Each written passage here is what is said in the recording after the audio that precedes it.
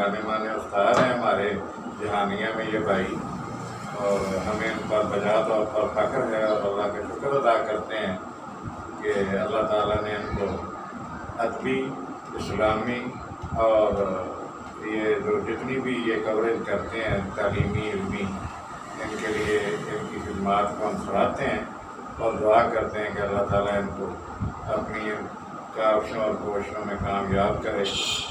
हमारी दिली दुआ है। और ये बड़े ही अच्छे, बड़े ही शफ़क़त वाले, मोहब्बत वाले ये हमारे मेज़बान हैं और हमारे ख़ानदान के आजकल ये यकता मेज़बान है इस एरिए में। बाकी मुख्तलिफ अपनी रोज़गार के सिलसिले में ये नस्ल बिखर चुकी है, कोई किधर मुकीम तो किधर मुकीम।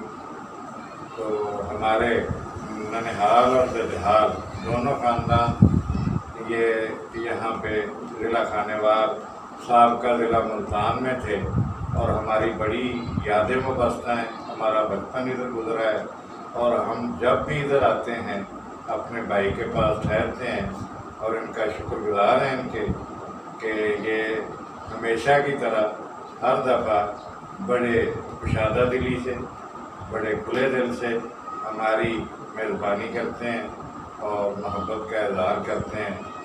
तो इसलिए मैं अपनी एक दो याददाश्तें शेयर कर देता हूँ इनकी फरमाइश पर। हमारे दादा जान थे साबका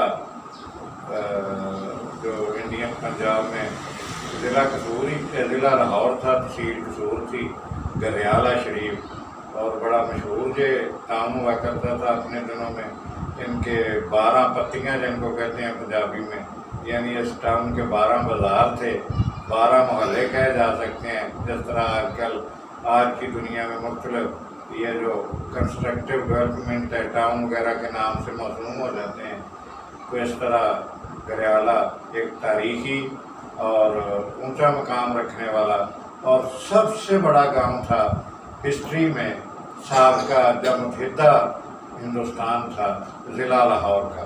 और तकरीबन पूरे इंडिया में, पूरे बर्रे सगीर में सबसे बड़ा गांव अगर को कहा जा सकता है जाट बरादरी का, मुस्लिम कम्यूनिटी का, तो वो गरियाला शरीफ था साबका हिंदुस्तान में। और आजकल गरियाला वो इंडिया में ही है और कसूर के बिल्कुल नज़दीक है, तहसील कसूर हुआ करती थी। मेरे दादा जान